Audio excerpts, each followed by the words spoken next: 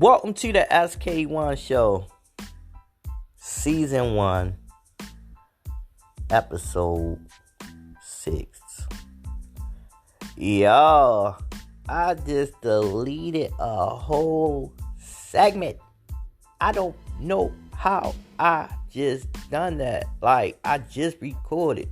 And I feel like I'm getting ready to repeat some of this stuff over. Alright. Let me into it. Okay. Alright, y'all. So this episode today is not only going to be audio, it's also going in video form, how I do over on the SK1 News Show. Because of the simple fact, I will be showing clips and videos. So if you're listening to the audio, it won't have the clips in it. If you're watching the video, it will have the clips into it. Now, if I could get the clips over here in the audio, then that'll be also cool, but it's not going into what it normally would go into, because I want to share a little something different over here because of the simple fact that I won't be able to do the playlist. So I am going to bring a playlist today, definitely. So big up to the playlist and whatever songs I can get over here on the playlist, because they really acting like real. They cracking down like crazy, and I mean, I get it. So, I'm gonna bring that SK1 way of doing stuff over here today. So, you're gonna hear it. Big up and big up and big up, Alright, so today's topic is Jay-Z, Beyonce, Diddy, and it can go anywhere. It can go anywhere into discussion. I'm gonna do like 3 segments, probably 4, and then I get my final segment. Y'all know how I do it. I can't promise y'all where it would let off to. I can't promise y'all how far it would go. But I'm just about to do a warning over here. If you are fans of any of these artists, and you a top fan, you a die-hard fan, you a fan that's really crazy over these people fans like they God, I advise you, this is an advisory right now, I advise you to skip this episode. Just skip it. Just don't even worry about this episode, because I'm going to say some stuff you may not like, but it's going to be the truth. Look at this. I haven't had a notification come due on the last part of the segment, and look at this. I got one coming due. So anyway, big up to TikTok, that was a notification over on TikTok. But anyway, I'm gonna jump into it, and I'm gonna hurry up and jump into it so I can hurry up and get rid of these daggone notifications. Anyway, I'm gonna start up with Jay. Now, y'all was calling Kanye West a cuckoo. Y'all was calling Orlando Brown cuckoo. Gone. Cray cray like a cray cray cray cray. Y'all was calling that dude cray cray. Y'all was looking at a lot of these people like J. Raw Wright and looking at her like, what nonsense is she gonna bring today? You know what I'm saying? But did anybody ever question themselves about why haven't either one of these people been sued yet for tarnishing somebody's name? See, the thing about that is that if these people coming and telling you this stuff and they haven't been sued yet, something don't click right. Sue me if I'm saying something wrong. Sue me if I'm putting out bad stuff on you that's not true. Sue me. Jay-Z, you know what is going on. What is going on, ho? You know what I mean? This woman then put a lot of business of you out. And I don't find it too far from. Now, like I said, everything that I'm stating is my opinion. But it's kind of crazy that before I heard a Jaguar right, and I heard, a few others come out and say this. If I'm thinking this, and I'm nowhere near this industry, but even Stevie Wonder can see more of this stuff clear. That these fools are fraud. Yes, they are. They are fraud. Because of the simple fact,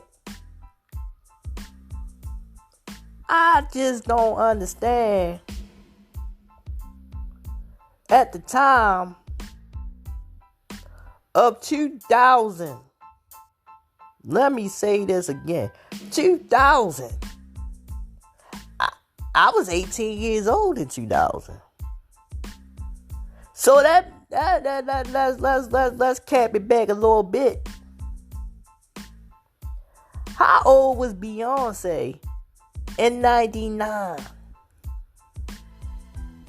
Now note, Beyonce in 99, 2000, they done kicked LaToya and Latavia out of the group.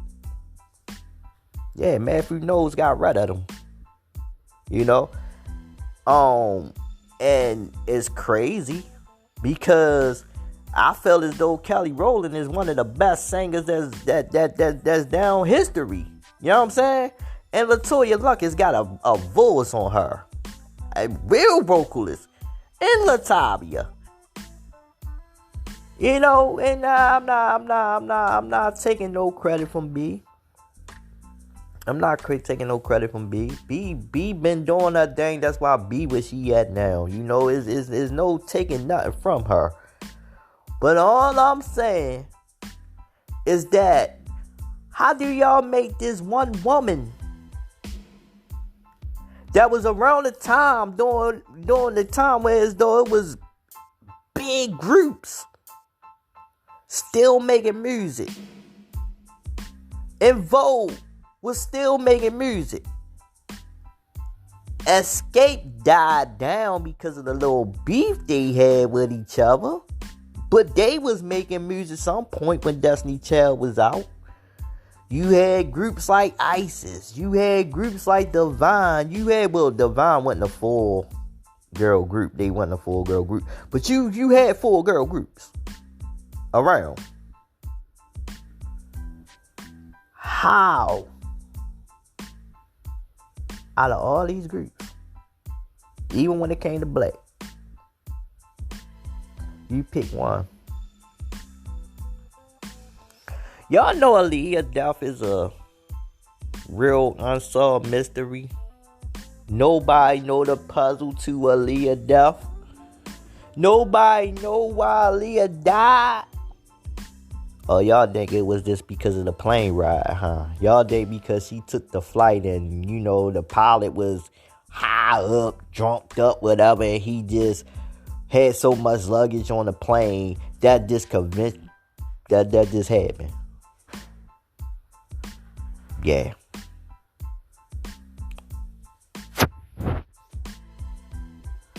Anyway,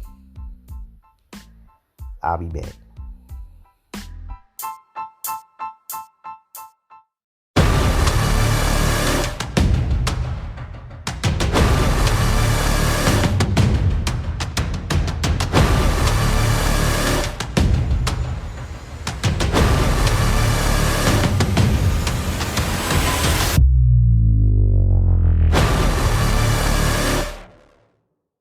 have the inside scoop on Beyoncé and Jay-Z's marriage troubles. Word on the street is that Jason had been dropping hints about their rocky relationship long before it became public knowledge. If you've been keeping an eye on social media recently, you might have caught Jason throwing some serious shade at Beyoncé during his talk show a few months ago. In a bold move, Jason publicly blackmailed Beyoncé on his show, threatening to reveal some juicy secrets about her marriage with Jay-Z unless she convinced Kelly Rowland to make an appearance on his show. At the time, people were confused and quick to criticize Jason for targeting Beyoncé in such a manner. But now, with rumors circulating about Beyoncé and Jay-Z possibly heading for a split, everyone's revisiting Jason's comments to see if there was any truth to his claims. Let's dive into this juicy drama. It all started back in December when Jason was noticeably upset about being snubbed from the guest list for Beyoncé's Renaissance movie premiere party in London. While many other influencers received invitations, Jason was left out in the cold. He took to his show to express his disappointment, accusing Beyoncé of failing to support Black media. Jason didn't hold back, revealing that he had spent a whopping $40,000 on Renaissance concert tickets and merchandise, thinking it would secure him an invitation to the exclusive event. I think optically, when you don't include other Black leaders in the culture in the fold, I mean, not just take me out of it. The Breakfast Club, I mean, you should have honored and brought more Black. When I spent thousands of over $40,000 in tickets and shared the experience with friends. And I've done a lot, and I'm not even going to say it here because if I did. However, despite his significant investment and support, Beyoncé extended invitations to other influencers who hadn't shown nearly the same level of support for her work. The drama escalated when Jason decided to share some of the gossip he claimed to have on Beyoncé during his show. His revelations left his guests and viewers in shock, with everyone's jaws dropping at the bombshells he was dropping. It's clear this saga is far from over, and the details are messier than anyone could have imagined. Grab your popcorn, because this is one story that's heating up fast. Then, in a move that shocked many, Jason Lee escalated his claims against Beyoncé, resorting to what can only be described as blackmail. He stated that he would remain silent about the information he had on her only if she could arrange for Kelly Rowland to grant him an interview. At the time, many fans brushed off Jason's outburst as mere frustration or jealousy, doubting he had any real dirt on Beyoncé. However, with the recent buzz of speculation surrounding Beyoncé's potential split from Jay-Z, people are beginning to wonder if Jason's earlier threats had some substance. For those who might not be fully up to speed on how these divorce rumors began, here's a brief overview. Jay-Z's history of infidelity, including being linked to several women over the years, is no secret. But the latest controversy began when the public started scrutinizing Jay-Z's relationship with Diddy. Rumors started circulating that Beyoncé was caught off guard by some questionable dealings between Jay-Z and Diddy, and she's reportedly trying to distance herself from the situation before it spirals out of control. Jay-Z and Diddy have been close friends for many years, but their relationship seems to have hit rocky waters recently. Just a few months before Cassie filed her lawsuit, Diddy made a statement in an interview indicating that only his mother and Jay-Z have the privilege of calling him Sean, suggesting a brotherly bond between them. However, at the time of this interview, it's believed that Diddy was already aware of Cassie's impending lawsuit. Cassie's legal team has suggested that Diddy had been attempting to negotiate with her for a considerable time, allegedly offering her millions of dollars to keep quiet. This has led some to speculate that Diddy's mention of Jay-Z in the interview was deliberate, almost as if he was warning Jay-Z to stay clear of the Cassie situation, hinting that Diddy could drag Jay-Z down with him if things got out of hand. Moreover, there are murmurs around the industry suggesting that Jay-Z's treatment of women mirrors that of Diddy's. Jaguar Wright, not one to hold back, has made striking claims about Jay-Z, alleging he's even more problematic than Diddy. She suggests Jay-Z's silence on the Diddy situation isn't just discretion, but fear. Fear that Diddy might retaliate by revealing Jay-Z's alleged misdeeds, particularly towards his wife. Adding fuel to the fire, Jacobin delved into rumors of Jay-Z's past relationships with significantly younger female artists, ranging from Foxy Brown and Aaliyah to Tiara Mari, and potentially even Rihanna. These relationships, particularly his continued association with R. Kelly, despite the latter's heinous crimes, have raised eyebrows. Jay-Z's connections with these women, especially his refusal to sever ties with R. Kelly, have cast a shadow over his character. Beyoncé's fan base has harbored suspicions about her relationship with Jay-Z, prompted by inconsistencies about the timeline of their meeting and the start of their relationship. Beyoncé stated they met when she was 18, but in a 2007 interview, Jay-Z's response to Charlie Charlie Rose about their acquaintance timeline hinted at them meeting a decade prior, which would place Beyoncé at 15 or 16 years old, making Jay-Z significantly older at 28. Scrutiny doesn't stop there. Jay-Z's history with Foxy Brown, whom he allegedly became close to when she was just 14 or 15, echoes disturbing patterns. This relationship, alongside claims of Jay-Z promising to catapult Foxy Brown to stardom, draws uncomfortable parallels to Diddy's relationship with Cassie, highlighting a recurring theme of influential men in the music industry engaging with much younger female artists. Furthermore, recent rumors suggest Jay-Z may have reintroduced Beyoncé to substances, mirroring allegations about Cassie. Beyoncé's former bodyguard, Uncle Ron, has insinuated that Jay-Z maintains control over their relationship, suggesting a dynamic of manipulation and dominance. These allegations paint a troubling picture of Jay-Z's interactions and relationships within the industry, raising serious concerns about power dynamics and the treatment of women in music. Rumors are swirling in the industry that Jay-Z and Diddy share similarities in their treatment of women. Jaguar Wright has come forward with bold statements, suggesting Jay-Z's behavior towards women is even more concerning than Diddy's. She hints that Jay-Z's silence on Diddy's controversies is strategic, fearing Diddy could reveal damaging information about how Jay-Z allegedly treats Beyoncé. The conversation takes a deeper dive, exploring Jay-Z's alleged history with younger female artists, from Foxy Brown and Aaliyah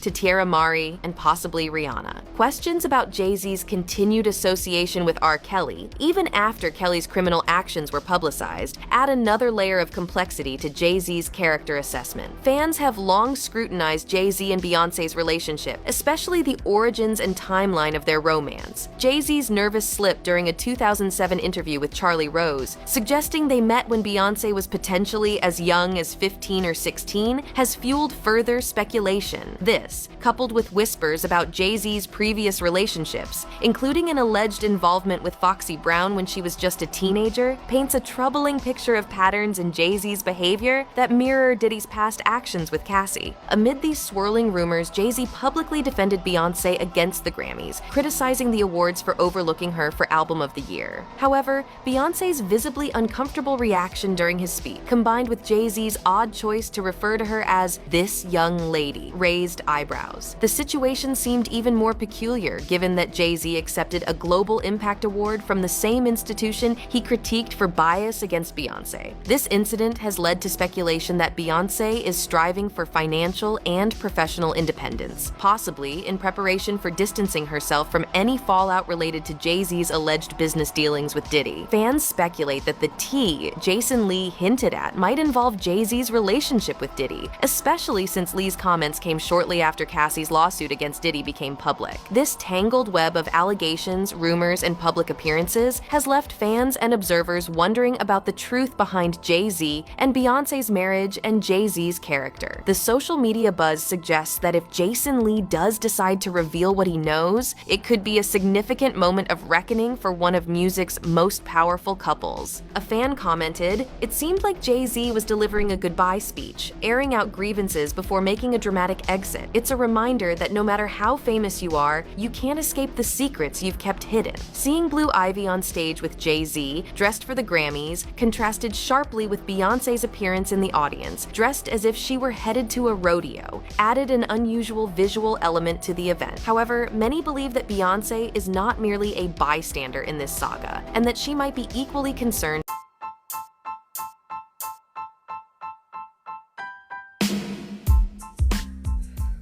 Welcome back to the SK1 show. Alright, y'all. So, when you sit and you really think about it, like I said earlier,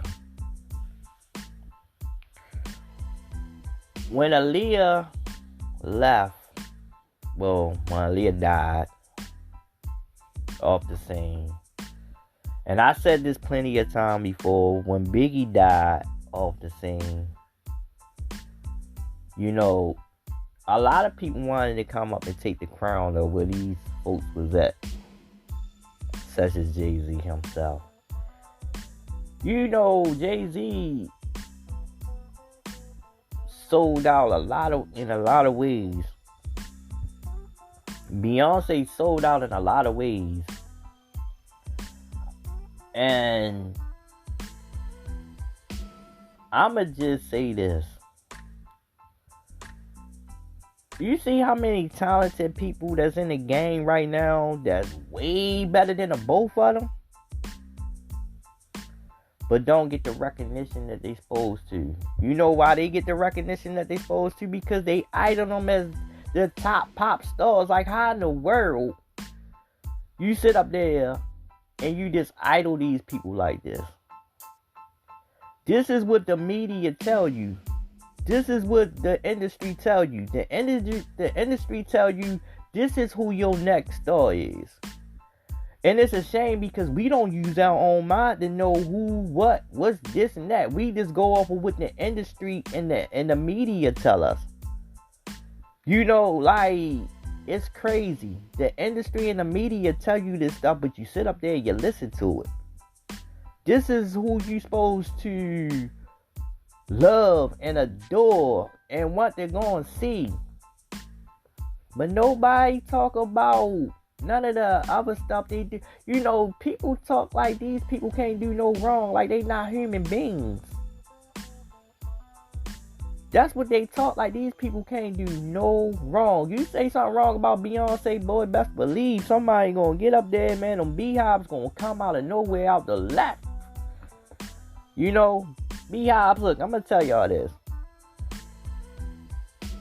Yeah, I already told y'all earlier, whoever, if y'all don't like what's getting ready to come out of my mouth, please don't listen to y'all. I hope y'all wouldn't have got to this part, because I'm going to be talking about Beyonce. I'm going to tell what I think I should tell on this. Like, look, basically, what I'm just saying, like, you know, ask yourself this question. If Biggie still was living, would you even hear Jay-Z the way you hear Jay-Z? If Aaliyah was still living, would you still hear Beyonce the way you hear Beyonce? No. You wouldn't. You wouldn't. You know, giants are giants. Some of these giants came on the world just for a reason. But you know what? They didn't take the oath. They didn't take that oath. That's why they not here no more. They try to get Tupac in with it, but Tupac not here with it no more because Tupac told the truth on it. See, Tupac spoke on it. So, if Tupac telling you just doing music and you listen to Tupac interviews, then you know you hearing everything he's saying. Which is though they try to fade it out so people will forget what Tupac said. No. That stuff should never leave nobody. You know, there's a reason why Tupac not here till this day. They said Tupac died because he had a big mouth. Well, that's one of the reasons why he died then, because of his big mouth. It wasn't because it's because of a gang affiliate thing. Yeah, that happened too. That all happened and all at once. Shoot, you think they wasn't gonna, you know, not kill Tupac? Yeah, that definitely happened over some gang stuff, but that gang stuff was already before Tupac got there. This was already some ain't gonna beef, you know, this was already some mess. But at the same time, you think the industry wasn't happy that somebody took him out and killed him? Somebody killed Tupac. You think the industry wasn't clapping and jumping for joy that somebody shut this fool up? That's how they looking. Somebody shut him up. Like, yeah. So it take for somebody like Jay-Z to come out of nowhere and start bowing down to everything they wanted him to bow down to. You know, he had to start off the kickoff, and like I said earlier before my video, not only video, my audio, before that little delete by accident thing happened, I was basically saying Reasonable Doubt is one of the best CDs. I really love Reasonable Doubt. Like, it was the real Jay-Z. I didn't like Jay-Z at first, and that was crazy. Like, I didn't care for Jay-Z. And definitely when he made that song, Sunshine, that song was just like one of the dumbest songs until it grew on me. But at the same time, we talking about how all of these people that was in his circle wound up dead. how the lady that they was talking about, how she wound up dead and Beyonce became pregnant in 4 days. Like, come on. Not 4 days, but she became pregnant after the lady died. Like, because the lady came out and said she was pregnant by Jay-Z. So, yeah, everybody know about Jay-Z and Rihanna. Like, Jay-Z basically ruined a lot of people's careers. A.Marie, Beyonce stole A.Marie whole style. Beyonce stole. Look, and some of y'all beehives must not been born around the time all this stuff was going on. Y'all probably was born in the mid 2000s or something like that. So some of y'all probably just don't understand what's going on. But yeah, Beyonce stole A.Marie style. Yep. I'm going to say that again. You go back to some old A.Marie videos and watch A.Marie videos. A.Marie wrote her own music. So you go back and listen to some of A.Marie music and listen to Beyonce music. You will see that she stole some of A.Marie styles. Look, I'm here to tell y'all that she stole A.Marie style. And she wanted to be Aaliyah. Anyway, let's go on to it a little further. Alright. So, I watch and I listen to Jay-Z. And I remember when I first heard Ready to Die by Biggie Smalls. And I used to listen to all the Biggie lyrics. And even when it got to Life After Death, fast forward at the Life After Death to when Jay-Z stepped onto the scene. You go back to Reasonable Doubt. This man copied some of Biggie's stuff. Cameron told y'all that already. Cameron said you stole some of Biggie's stuff. You go to some of Jay-Z albums and you listen to some of Jay-Z albums. He definitely tried to mimic what Biggie did. And it's cool. Some people idol who they idol or something like that. But it's one thing when you go a little further with it. And Beyonce been doing it since Beyonce been doing it too. She been just stealing. Y'all ever wonder what happened to Tierra Marie? Tierra Marie was at the top of her game. One of Rockefeller's first princesses that stepped onto the scene back in 2005 or 2005. A.Marie was just like ready to step on people. But they seen competition. They knew that A.Marie, they knew that Tierra Marie would have went a little further. She would have crushed Beyonce. She would have crushed her. But they weren't even looking at this. They weren't even looking at that part. They found Rihanna. Rihanna came off the islands. Rihanna was doing her own little thing. Rihanna had her 2005 style. That was Rihanna 2005. That little kind of music that was going on in 2005. That was the way the music was being done around that time. Anyway, they had to find somebody that was going to be controlled by their every move. Somebody that was going to fall in stance and do whatever they tell them to do. And Rihanna was the one. So they had to eliminate Tierra Marie. And that's crazy. Tierra Marie was like, and I knew Riri was going to blow up. I knew Riri. And y'all look at it like this. Well, why they didn't assassinate Riri? They can't touch her. They can't touch Riri. Riri know a lot of stuff. Like I said, all of this is my opinion, but I'm just telling you what I read up on and stuff like that. Yeah. Beyonce? Nah. And y'all was looking at the time when they was beefing with each other. Yeah, they beefing. Big beefs. Beefs happen. But I'm saying this to say this. Jay-Z is going down. For one, messing with minors. He was with R. Kelly. He seen what R. Kelly was doing, and he got a little taste of what R. Kelly was doing too. Him and R. Kelly was up there handling minors. How old you think Beyonce was when them two first hooked up?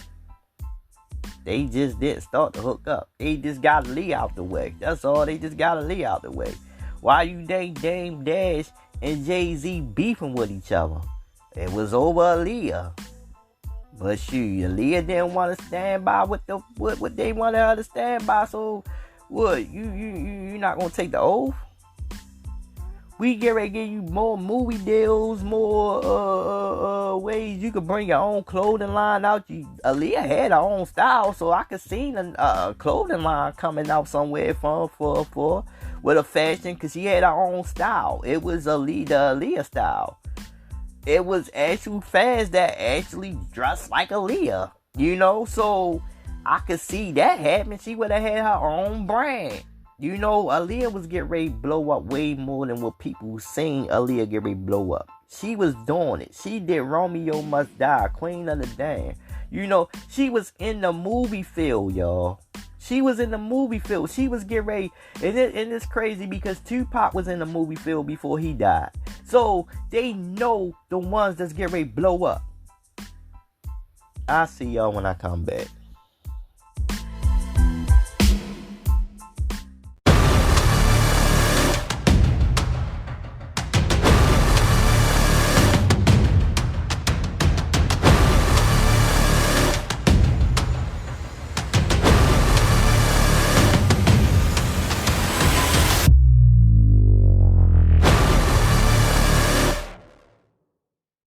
That. 22-year-old rising star Aaliyah has been killed in a horrific plane crash. It's a pain that you couldn't understand. It changed you, turned you into a monster. When Dame was at his lowest, Jay committed the ultimate betrayal.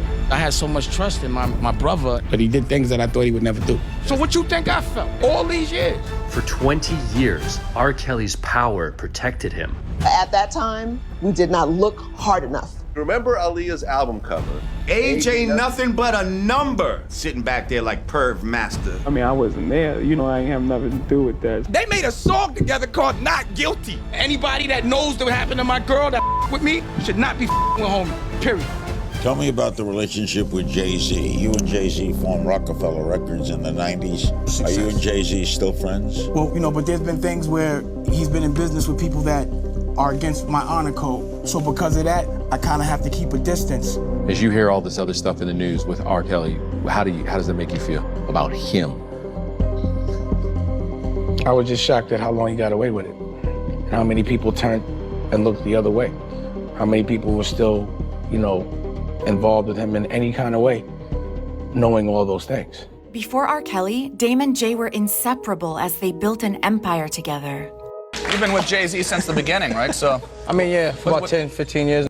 Jay-Z and Dame came from street money to starting a label that nobody wanted to sign Jay-Z, so they created their own and turned around and got him famous to where he got a deal. They got a deal at Def Jam. You know, we all know we're a family here at Rockefeller. Jay's my best friend. Oh. I'm not ashamed to say it. And we all know this, we close, and that's one of the reasons why we so tight as a family. Dame always fought for Jay, even when no one else would. I took it more personal than business because I was fighting for my friends and my brothers as opposed to people I didn't know. This is the man that came in the corporate offices, and when they was robbing us, he made sure we got what we were supposed to get. And we built this from nothing, nothing. So there's nothing that we can't see our way through. But when Dame met Aaliyah, everything changed. She was one of those people that if she did something first, everyone followed suit because she was a very forward thinker.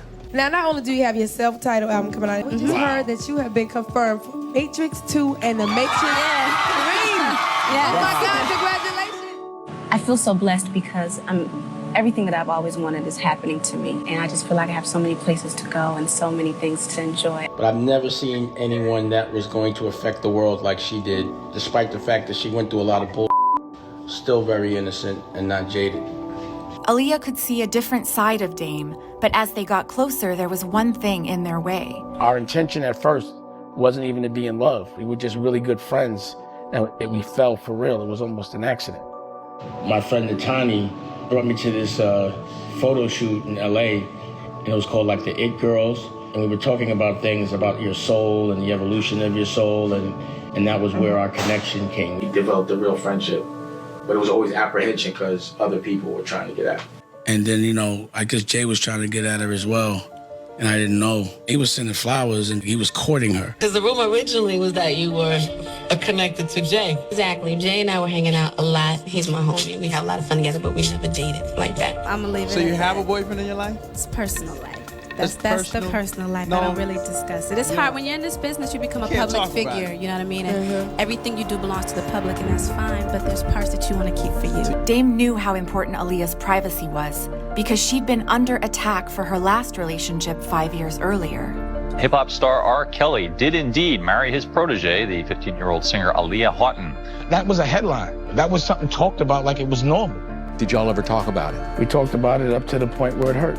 As Aaliyah opened up to Dame, he learned just how dark the relationship with R. Kelly had been. We were out on the road with Aaliyah.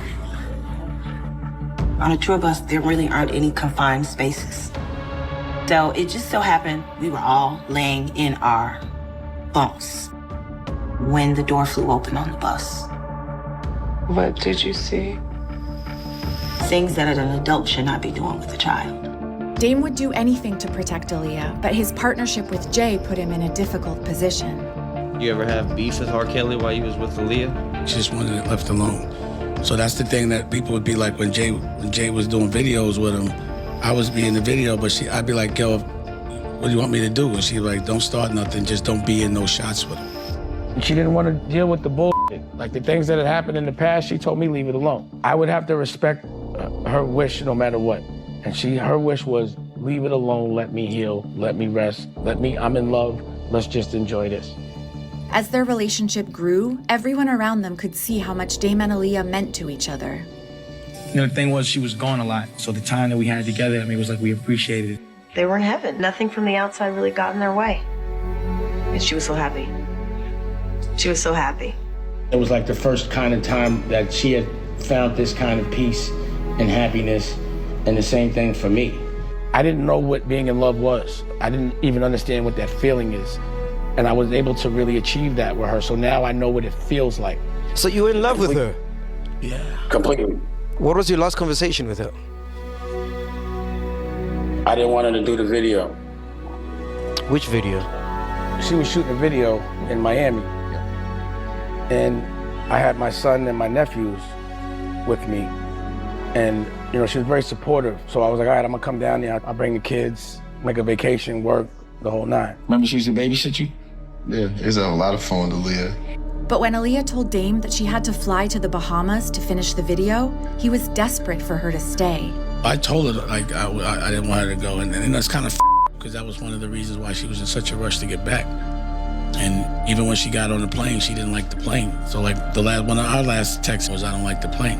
And I literally was like, don't get on it. I literally was like, don't get on it. And if I'd have been an asshole that day and really stood behind what I believed in, she wouldn't have got on that plane. Hollywood lost a rising star with the death of 22-year-old R&B star Aaliyah. Tell me about that day. Where were you?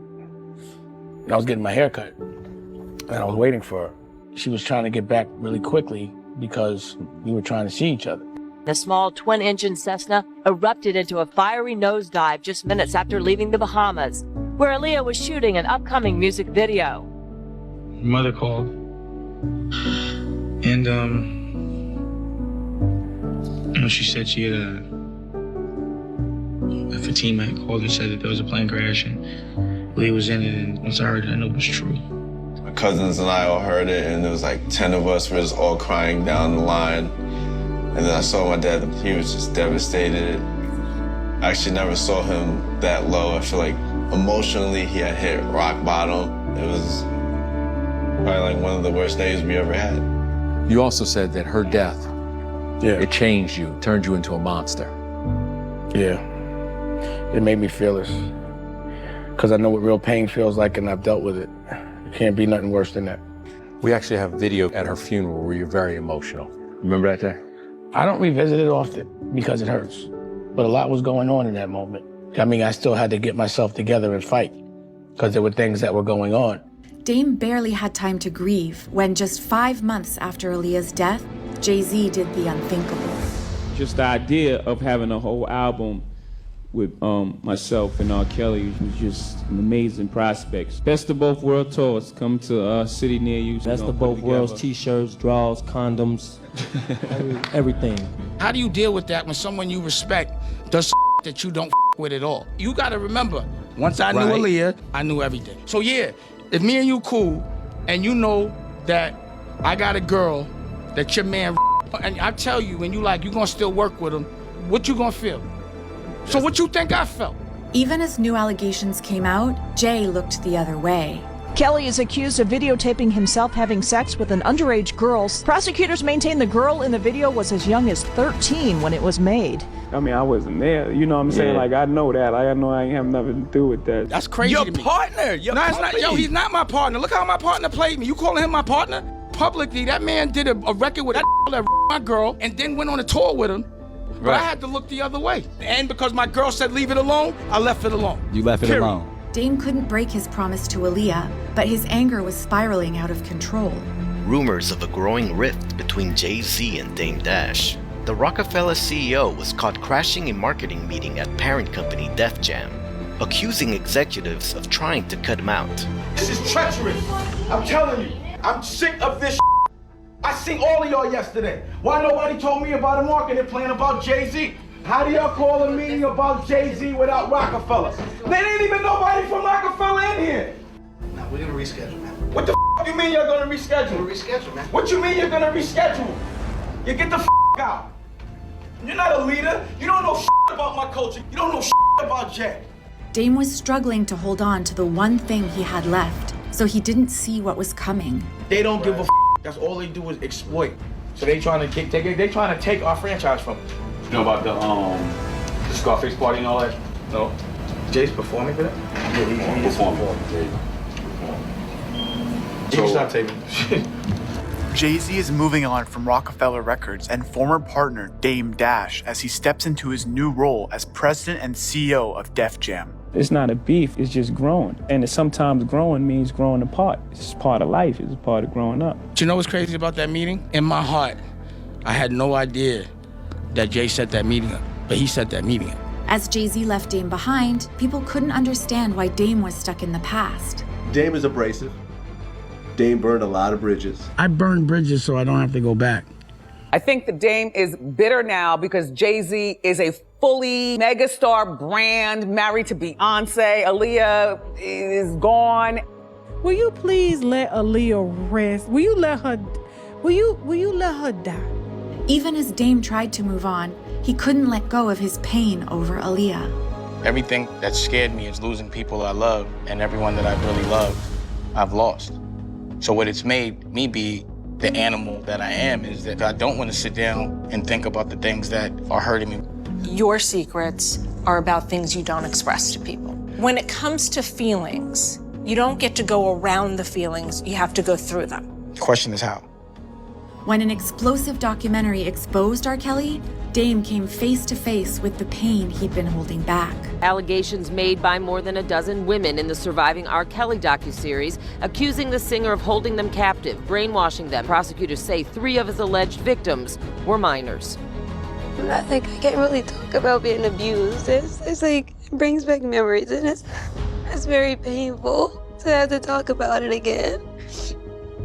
I wish that Aaliyah's family would speak, because I think there are so many young black girls who've been hurt, that what it would mean to know that Aaliyah was hurt that way too.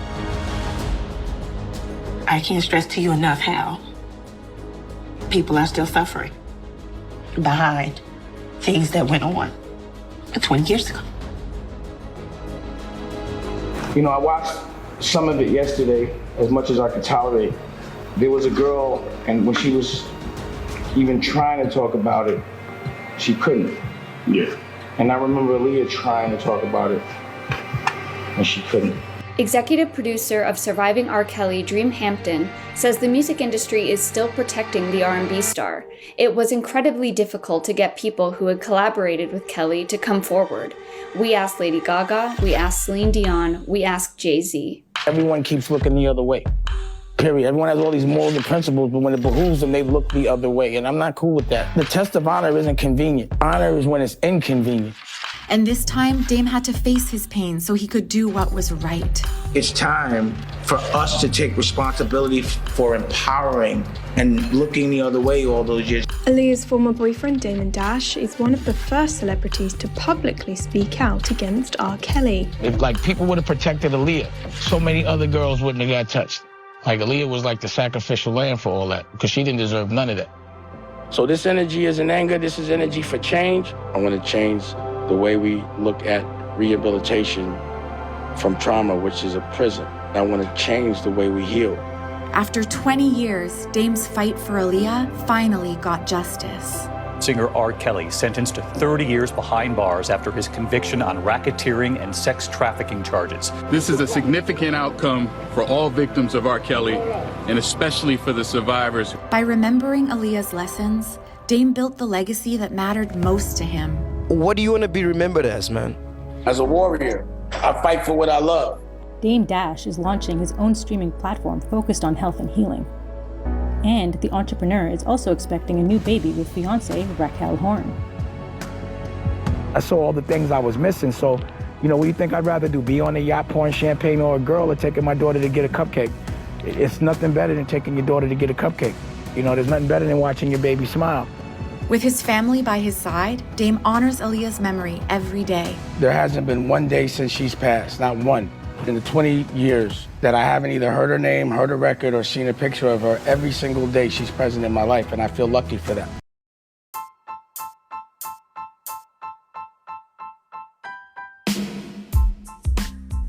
Welcome back to the SK1 show.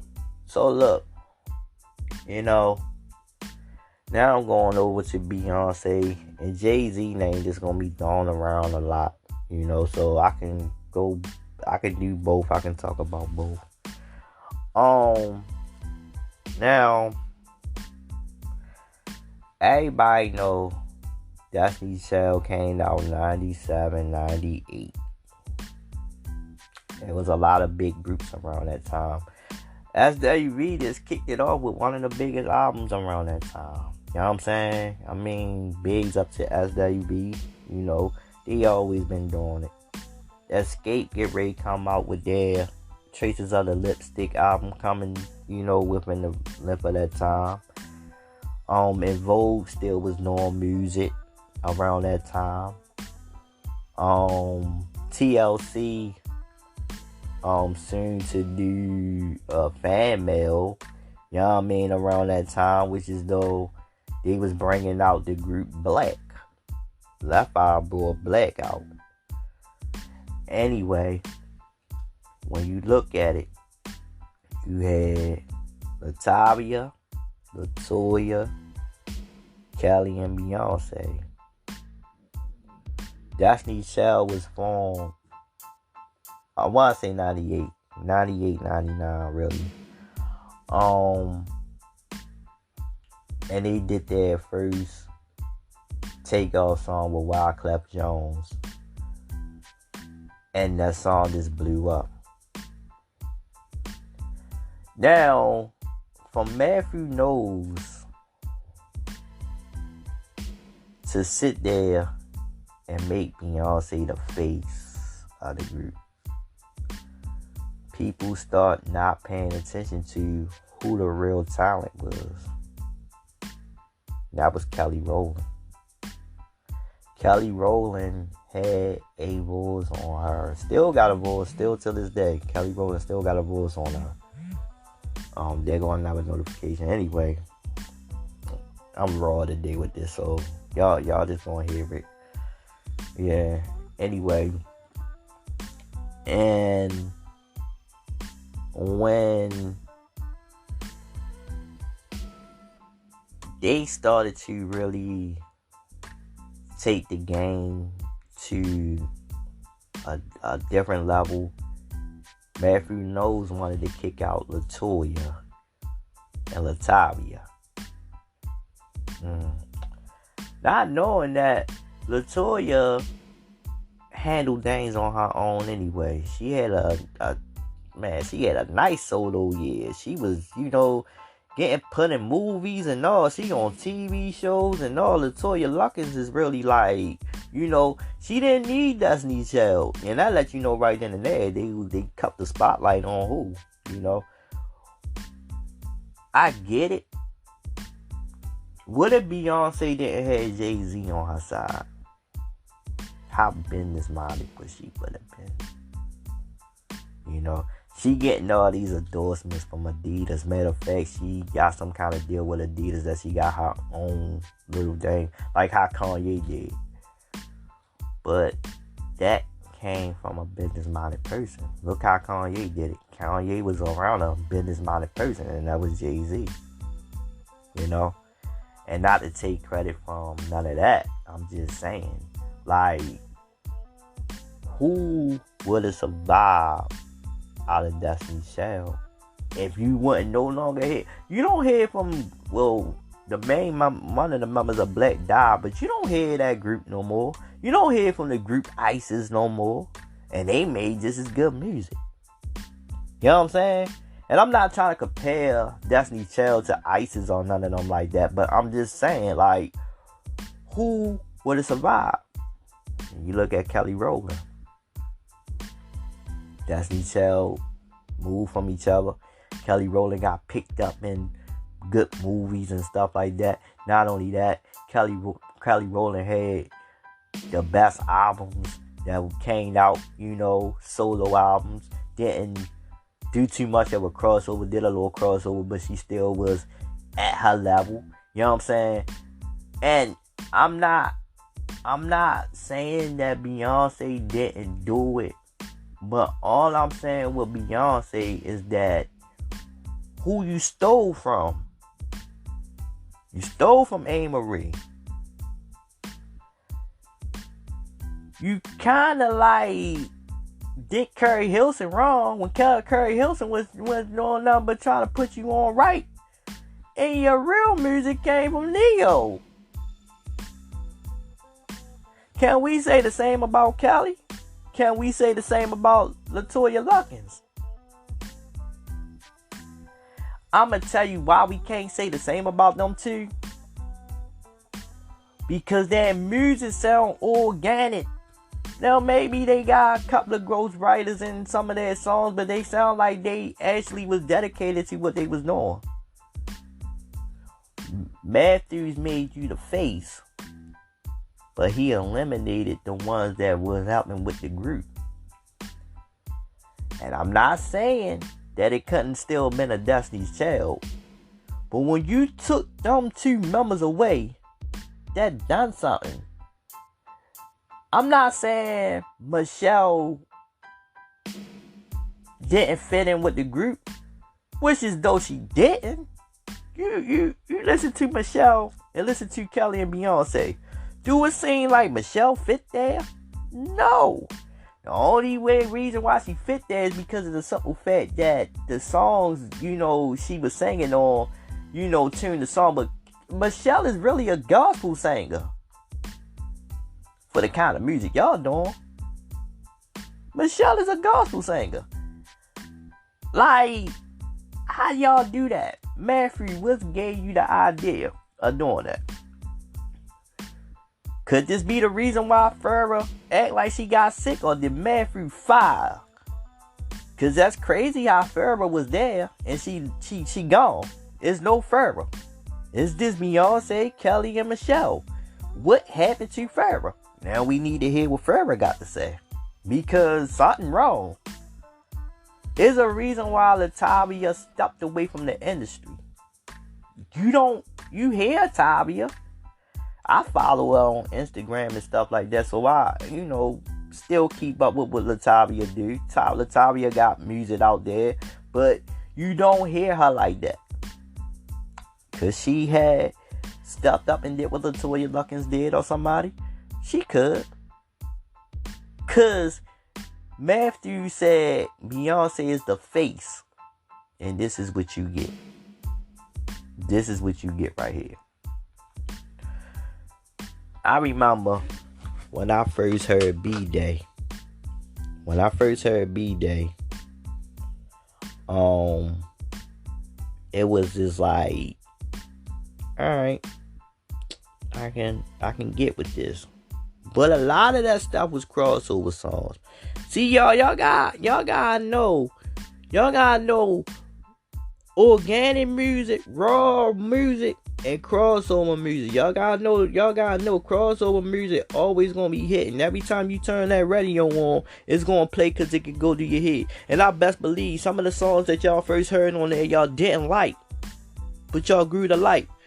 We all did that. I ain't like this song at first, but now I like it. Now I can't seem to get it out my head. This is how they get y'all. This is how they get y'all. You play some of that music backwards. And I done heard some of that music backwards. Listen to it. Listen to what's said in some of that music. And y'all find out, oh my goodness, I was hypnotized. Yes, you was. So was I. I was hypnotized.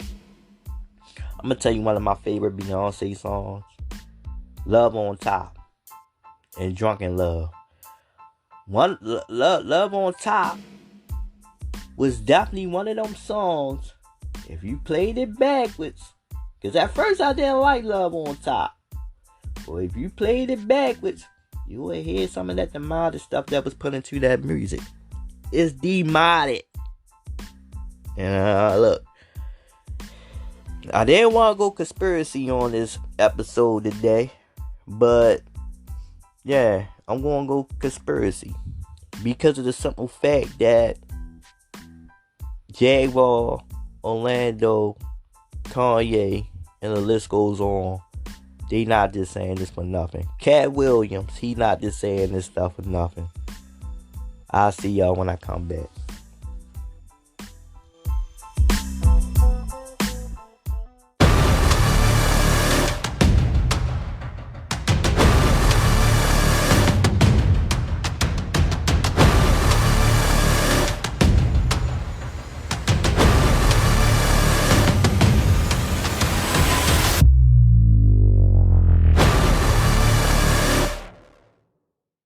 I'll be trying to make no album fillers, you know, some niggas just put on the beat and just blah blah blah. You know, 20 years. I've been rapping for 20 years, you know what I'm saying? I don't know at what point I officially became in the industry and, you know. Record label wants to make a successful artist, you know what I'm saying? And they can do it, you know what I'm saying? They buy radio time, they buy time on fucking BET and MTV, you know what I'm saying? I mean, it has nothing to do with talent at all, it's, you know what I'm saying? They create fucking stars. I pay for every aspect of getting my album, taking my album from my mind to the stores. I pay for it all. I pay for the studio time. I pay for the living expenses. You know what I'm saying? I pay for the packaging. You know what I'm saying? The pressing of the records, the promotion. I pay for all that shit. And they own the masters. So it's like, you know what I'm saying? I'm paying for it, but they own it. The fuck, I'd have to be a fucking idiot to continue to operate under these conditions. It's like, I'm not, and then the highest paid artists get like 26 cents off a dollar. Yeah, that's sad. And they sell your shit for $20. You know what I mean? It's like, come on, dog. Yeah. You can do a little better than that. Yeah. I can't use my own music without getting your permission. Exactly. And I paid for it. Not only I wrote it, you know what I'm saying? I paid the nigga for the beat. I paid you for loaning me the money, you know what I'm saying? I paid you back your money. Now we splitting because you loaned me the money. Yeah. But you own my shit. I don't owe you a motherfucking thing. Why is you holding on to my shit? Yeah. And that's standard. I'm like, man, get the fuck out of here, man. Suck my fucking dick. You know what I mean? Fuck that. Fuck that. Shit be having me heated like a motherfucker, man. You know what I'm saying? And while I think about it, I be like, this nigga's a straight fucking bro. You know what these cocksucking motherfuckers had the nerve to fucking offer me the fucking the video game they did. You know what I'm saying? The first one did good, so now they're coming out with a part 2. They sell a game for $50 fucking.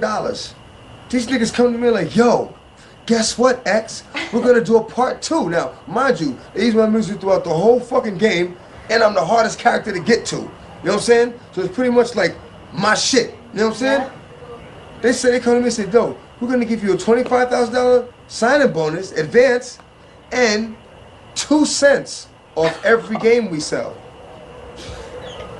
They know what they're doing. $50 fucking game. You giving me 2 cents?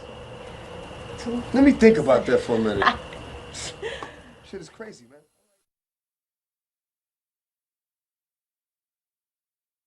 The industry, stay in the dirt, play in the dirt, test the wrong one in the industry, and you will get hurt. I'm not an industry artist. I'm an artist in the industry. So I do what the fuck I want, because nobody can finish me.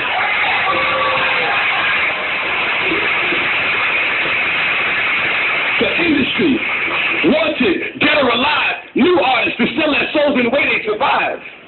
The industry don't give a fuck about you, but the industry couldn't make a dime without you. The industry, I'm sick of this industry shit. The industry playing them like a industry bitch. They try to finish me quick, but I am long, so I stand strong. Fuck a beat. Listen to the words in the damn song.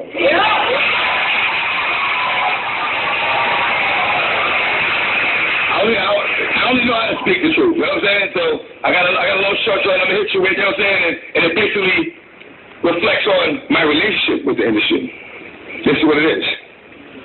Often my words fall on deaf ears. Motherfuckers be listening but don't hear.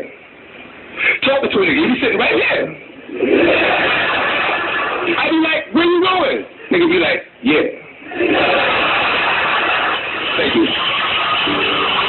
Right there, I got a picture of the video and everything, you know? So they don't be trying to make no album fillers, you know? Some niggas just put on the beat and just blah, blah, blah, you know, 20 years. I've been rapping for 20 years, you know what I'm saying? I don't know at what point I officially became in the industry and, you know? Record label wants to make a successful artist, you know what I'm saying? And they can do it, you know what I'm saying? They buy radio time, they buy time on fucking BT and MTV, you know what I'm saying? I mean, it has nothing to do with talent at all. It's, you know what I'm saying? They create fucking stars. You know what I'm saying? I pay for every aspect of getting my album, taking my album from my mind to the stores. I pay for it all. I pay for the studio time.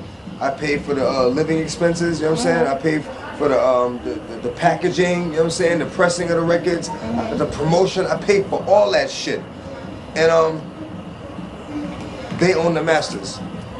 So it's like, you know what I'm saying, I'm paying for it, but they own it. The fuck, I'd have to be a fucking idiot to continue to operate under these conditions. It's like, I'm not, and then the highest paid artists get like 26 cents off a dollar. Yeah, that's sad. And they sell your shit for $20. You know what I mean? It's like, come on, dog. You can do a little better than that. I can't use my own music without getting your permission. Exactly. And I paid for it.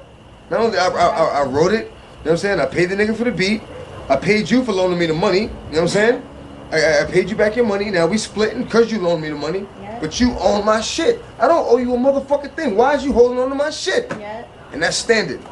Like, man, get the fuck out of here, man. Suck my fucking dick. You know what I mean? Fuck that. Fuck that. Shit be having me heated like a motherfucker, man. You know what I'm saying? And while I think about it, I be like, this nigga's a straight fucking rob. You know what these cocksucking motherfuckers had the nerve to fucking offer me? The fucking, the video game. They did, you know what I'm saying? The first one did good, so now they're coming out with a part 2. They sell a game for $50 fucking. These niggas come to me like, yo, guess what, X?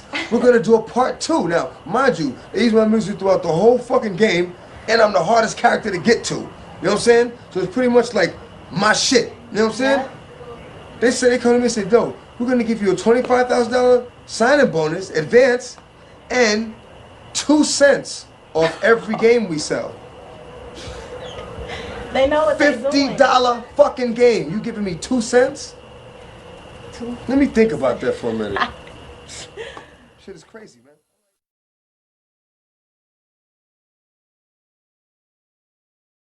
I only make singles, you know what I'm saying? So like every song, I look at it like, okay, this is a single. You know what I'm saying? When I write it, I got a picture, the video, and everything, you know? So I don't be trying to make no album fillers, you know? Some niggas just put on the beat and just blah, blah, blah, you know, 20 years. I've been rapping for 20 years, you know what I'm saying? I don't know at what point I officially became in the industry, and, you know? Record label wants to make a successful artist, you know what I'm saying? And they can do it, you know what I'm saying? They buy radio time, they buy time on fucking BET and MTV, you know what I'm saying? I mean, it has nothing to do with talent at all, it's, you know what I'm saying? They create fucking stars, I pay for every aspect of getting my album, taking my album from my mind to the stars. I pay for it all. I pay for the studio time, I pay for the living expenses, you know what I'm saying? I pay for the packaging, you know what I'm saying? The pressing of the records, the promotion, I pay for all that shit. And they own the masters. So it's like, you know what I'm saying? I'm paying for it, but they own it. The fuck, I'd have to be a fucking idiot to continue to operate under these conditions. It's like, I'm not, and then the highest paid artists get like 26 cents off a dollar. Yeah, that's sad. And they sell your shit for $20. You know what I mean? It's like, come on, dog. You can do a little better than that. I can't use my own music without getting your permission. Exactly. And I paid for it. Not only I wrote it, you know what I'm saying? I paid the nigga for the beat. I paid you for loaning me the money, you know what I'm saying? I paid you back your money. Now we splitting because you loaned me the money. But you own my shit. I don't owe you a motherfucking thing. Why is you holding on to my shit? And that's standard. Like, man, get the fuck out of here, man. Suck my fucking dick. You know what I mean? Fuck that. Fuck that. Should be having me heated like a motherfucker, man. You know what I'm saying? And while I think about it, I be like, this nigga's a straight fucking rock. You know what these cocksucking motherfuckers had the nerve to fucking offer me? The fucking, the video game they did. You know what I'm saying? The first one did good, so now they're coming out with a part 2. They sell a game for $50 fucking. These niggas come to me like, yo, guess what, X? We're gonna do a part 2. Now, mind you, they use my music throughout the whole fucking game, and I'm the hardest character to get to. You know what I'm saying? So it's pretty much like my shit. You know what I'm saying? They come to me and say, yo, we're gonna give you a $25,000 signing bonus, advance, and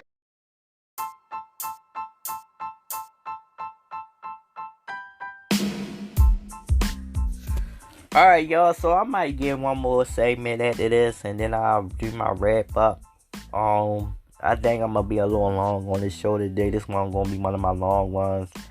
I wonder if I'm gonna be able to put all of the segments in the video, because I don't want to make the video too long. But if it do become too long, then there's a reason why it's long. Basically, while I'm doing it a little long, and it might not be another segment, right? I might just wrap it all up in this segment. I want to talk about Beyonce with the country song that she did, and I want to talk about how it interfered in what Usher was doing, you know, around the time she put 2 songs out and stuff like that. And I get it, you know.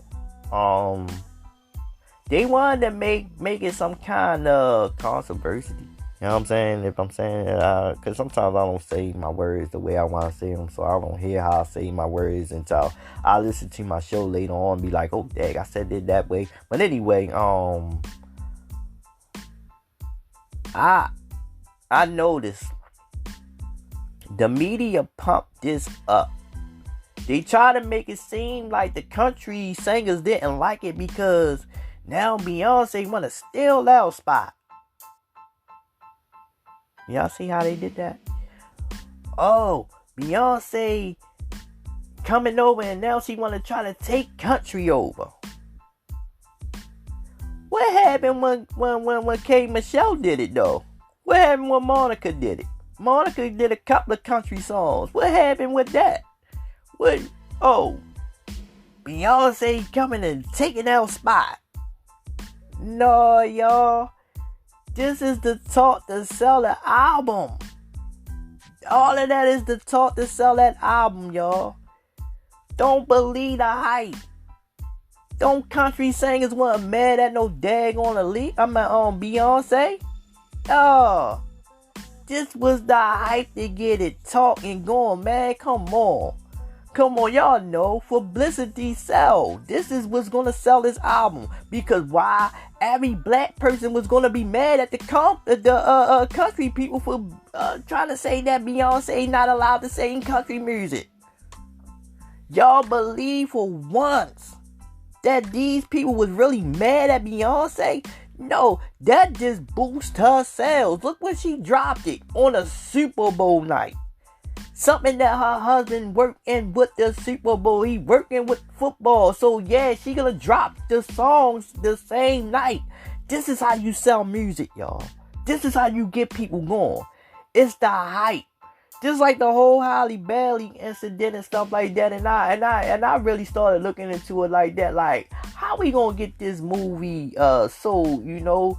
We gotta get enough people angry with who's doing it. Because Halle Bailey is a black young lady. She is doing it.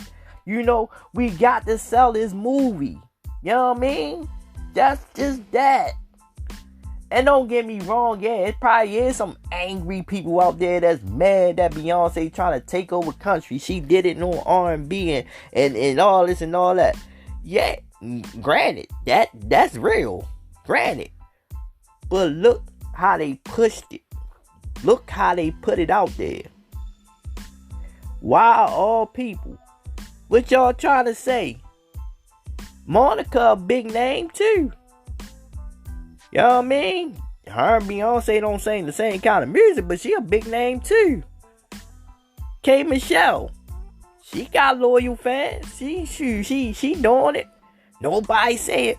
But when almighty Beyonce step up there, I'm the queen, I'm God, I'm this, I'm that.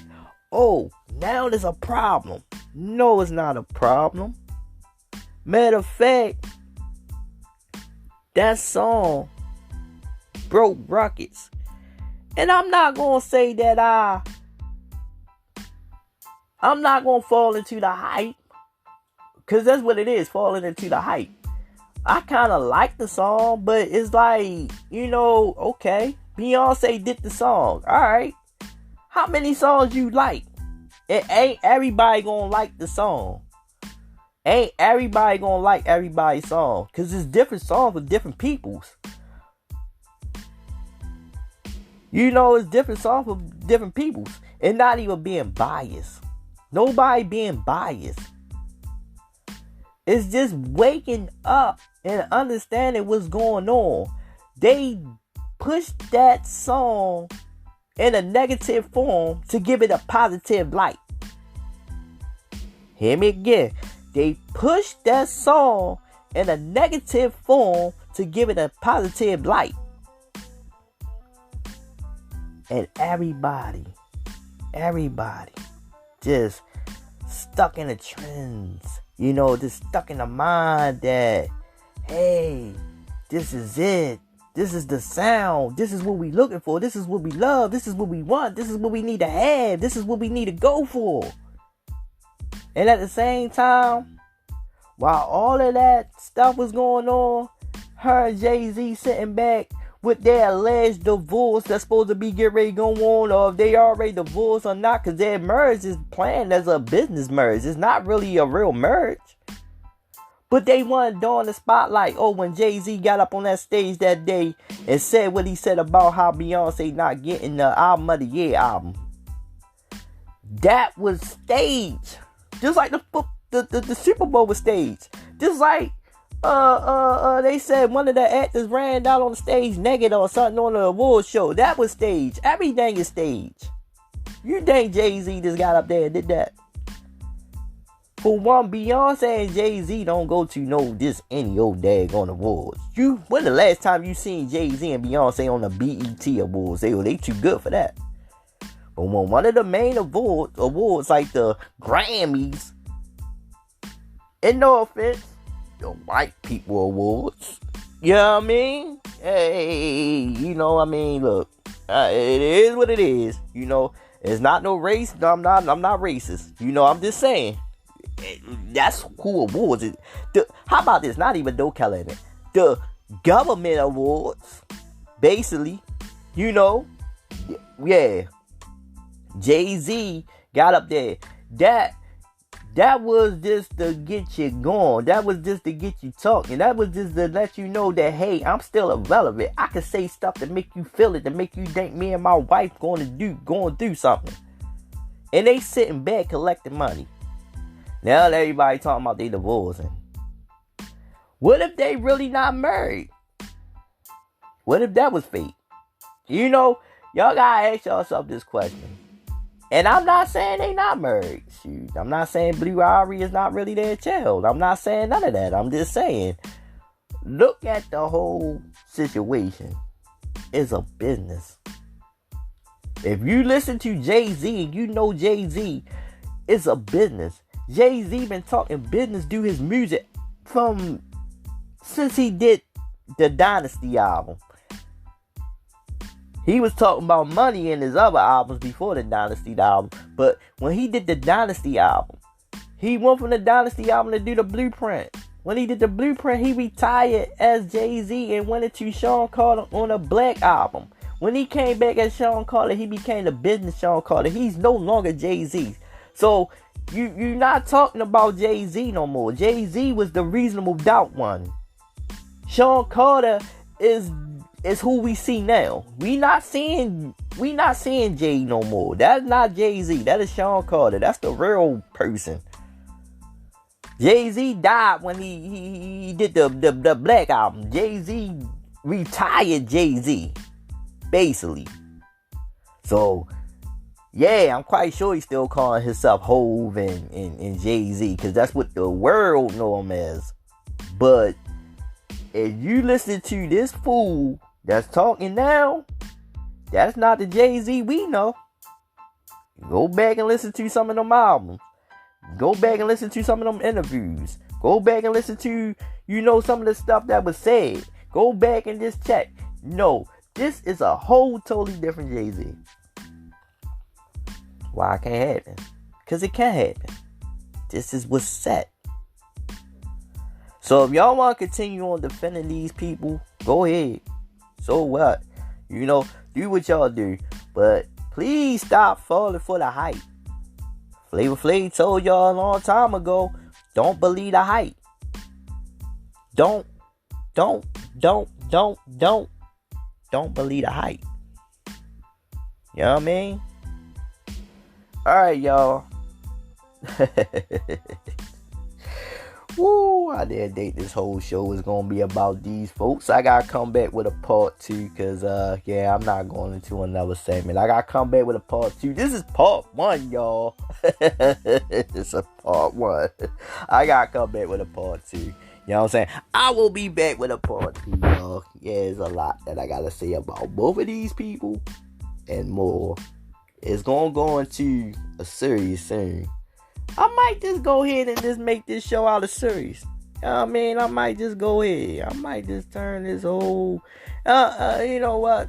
I'm getting the idea. I might just go ahead and just... Yeah. To be continued on that dot. I may be talking about that in the mid part of this season. Yeah. Just go ahead and take it into a series. We'll see y'all when I come back.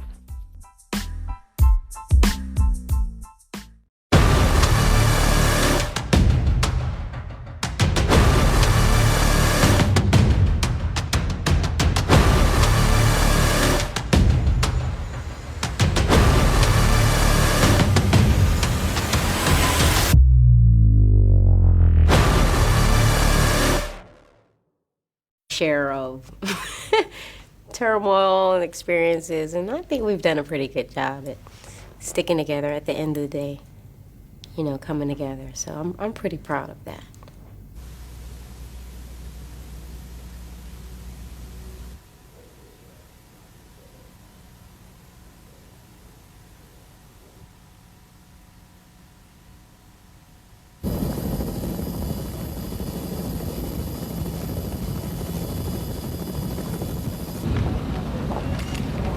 Any comment on the charges?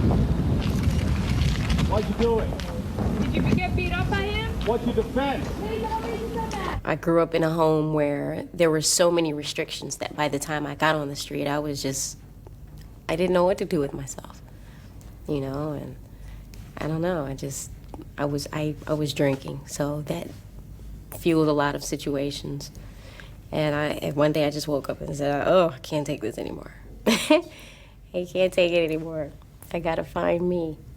So that's what I had been searching for.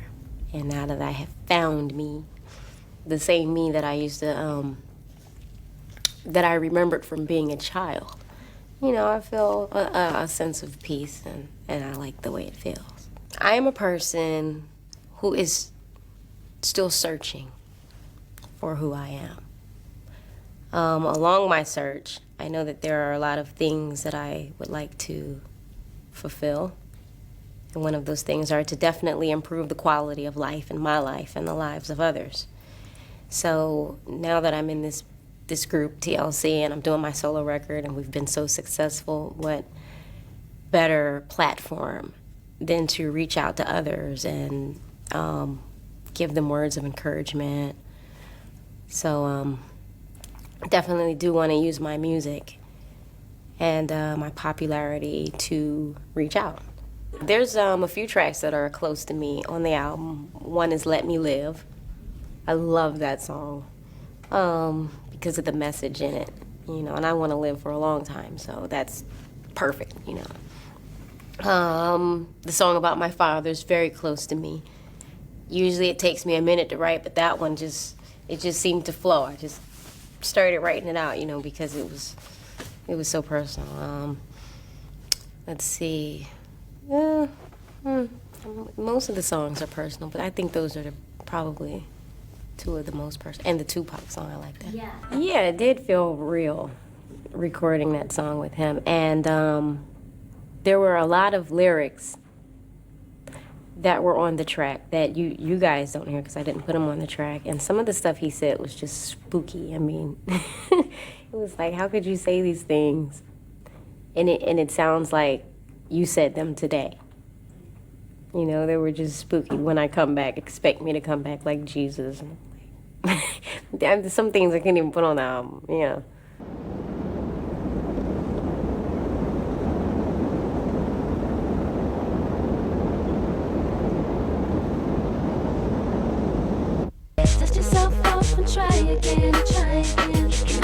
I do believe that there's an afterlife, and I do believe that your life is defined by what you believe in. And I don't know what Aaliyah's beliefs were. But I'm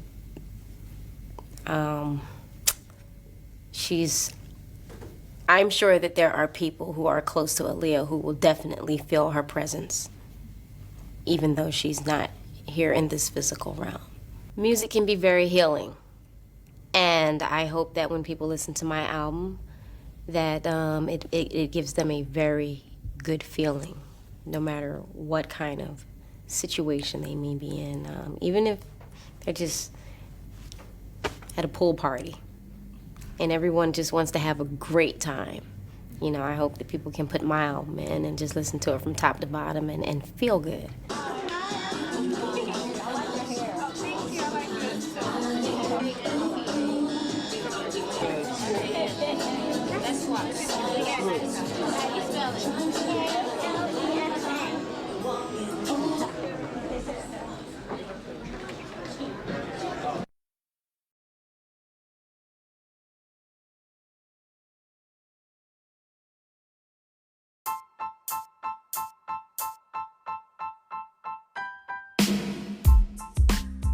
Welcome back to the last segment of the SK1 show. Boy, I hope y'all enjoyed this show today. Oh my goodness.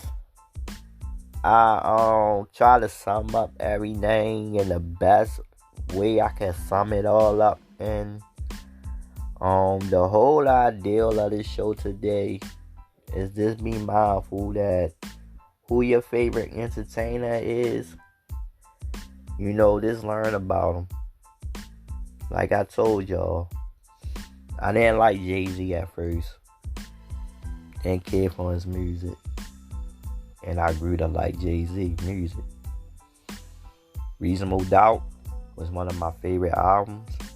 In my lifetime is when he started going commercial with that song that I call Whack at the beginning. Sunshine. was one of the dumbest songs that I grew to love. I became a Rockefeller fan because of Beanie Sigel, Memphis Bleak. Yep. So, and a meal. And y'all question about a meal. To be continued on a meal. And I'ma tell y'all, they some dirty bums. Oh boy. Yeah, been following for a while. And I refuse to sit up here and act like, you know, I can't speak on this. But if I speak on everything else, I can speak on this. You know what I'm saying? And I'm just an outsider looking in. Just imagine what the people on the inside know. See, if you can see the truth on the outside, just imagine what the people on the inside know. And it may be more deadlier, dangerous, in all sorts of ways. But Puff Daddy and Jay-Z, you gotta watch them. People dying left and right around these people. Clive Davis, another one. People die left around these people. Rest in peace, Whitney. Rest in peace, Whitney Houston. Rest in peace, Whitney Houston. That's all I got to say. Whitney told the truth, and y'all moms killed her. Alleged. I don't want to get sued today, but I believe they killed her. Rest in peace, Prince. He spoke about the chemtrails. Y'all see them little things that's up in the sky that y'all see circling around looking like it's smoke in the air, or the clouds doing something different. Yeah, that's chemicals we breathing every day. Chemicals we breathing every day. Prince opened his mouth, he died on the elevator. Rest in peace, Michael Jackson, for saying all I want to say is that they don't really care about us. They don't. Michael Jackson been trying to tell you do his music since he been trying to tell you do his music. He died for the cause of telling you what do his music. Rest in peace, Tupac, for always bringing that realness not only to your music, but on your interviews. I remember the majority of your interviews. I remember hearing you speak. I remember you telling the world how corrupted this system is. And I believe you in that song, Haven't Got a Ghetto. They will destroy you. Rest in peace, Pop. You know what I'm saying? You know, rest in peace, Lisa Left Eye Lopez. She tried to tell y'all too. Left Eye was one of the angels that people thought she was crazy. People even thought she was crazy because he burned that dude's house down. Lord, Left Eye burned the house down, but she was a realist. They take the real ones out. Rest in peace to Aaliyah for not trying to gang herself into the way that the industry wanted her to. And they ruined her. She believed in what she believed in. And the list goes on, y'all. The list goes on. Rest in peace to Prodigy. Prodigy was another one. People ain't hear him.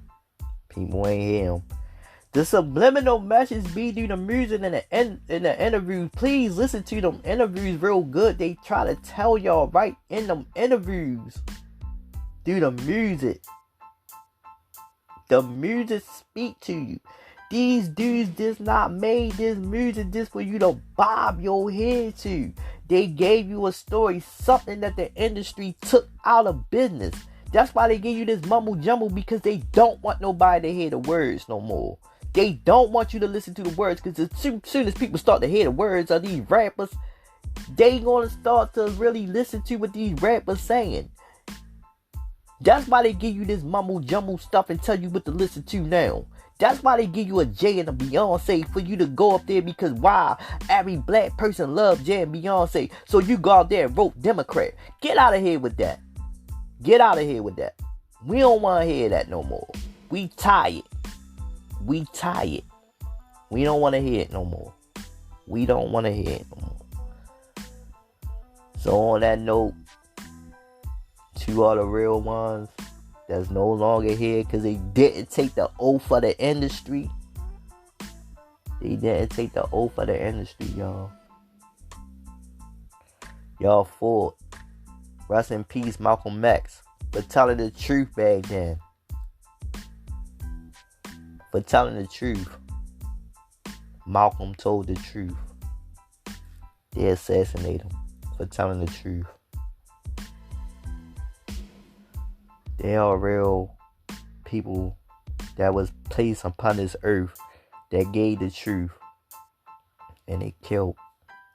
Rest in peace, Dr. Sebi, for trying to save everybody from these diseases that man made.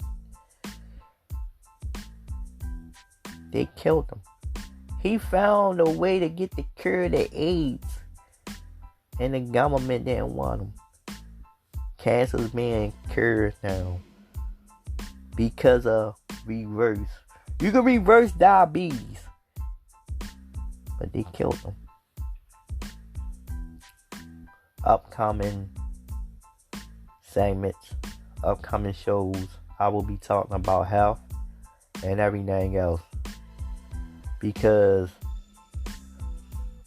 it's tough to see my wife go do what she gonna do right now because of the corrupted world that we live in and all this garbage that they having us put in our bodies.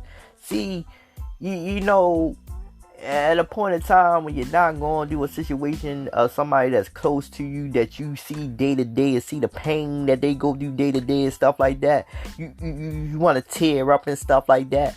You know, it's easy for everybody to say be strong. Now I can't be strong on that because I'm watching her every day. Go do this.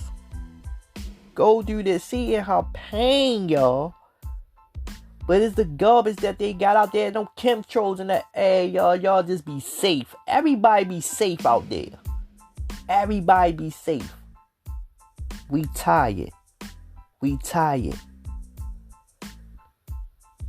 On that note, I'm going to end it. You know I'm going to end it. But I pray for each and every individual that's out there. And stop following for the shady media and the shady industry. They are demons. They are corrupted. They is not right. On that note, check me out. https://sk1brand.com s.k.1brand2023@gmail.com. That is my email address. sk1@sk1brand.com. That is my official email. And yes, I will be back with another episode. It's going to be a news episode, and I will be back with a part 2 to this. See y'all when I come back.